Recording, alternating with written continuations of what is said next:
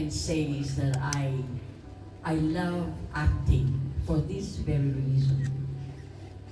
Alam mo, pag ikaw umaarte, it's the opposite of your true life. Yung ano nangyayari sa buhay mo. Kung nagkakaproblema ka o pag nag-acting ka, ang sarap ng pakiramdam na ibang pagkatao ang ginagampanan mo. Kaya, sa mga batang ito, marami pa silang dadaanan. Ako, most of the people that are my ages are practically gone and they're different. Everything about them is, very well played.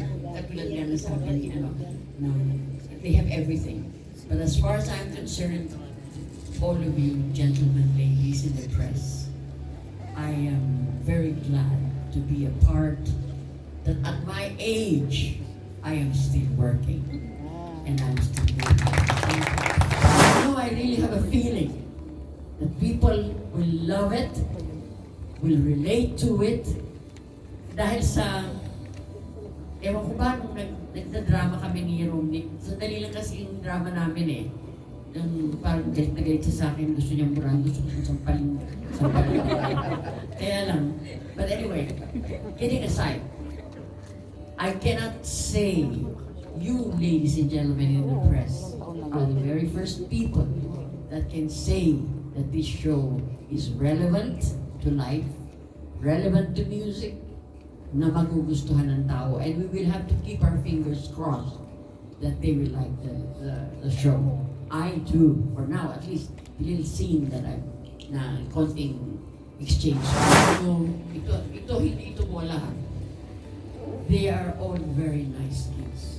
If you notice, I was listening to all of them. They all speak English very well. They're all educated. They're very respectful, which is such an amazing thing for us in our generation now. Di ba? Kahit sa inyo, kahit sa amin. Wala pa akong nakita ni isa sa kanila na wala, basta napakagalang nila. And that is such a very fortunate thing for us in our age. Kasi ako lang pinakamatanda sa kanila eh. Ako lang talaga. Nagtataka na ako. I hope somebody, except for Romnick, of course, I don't know.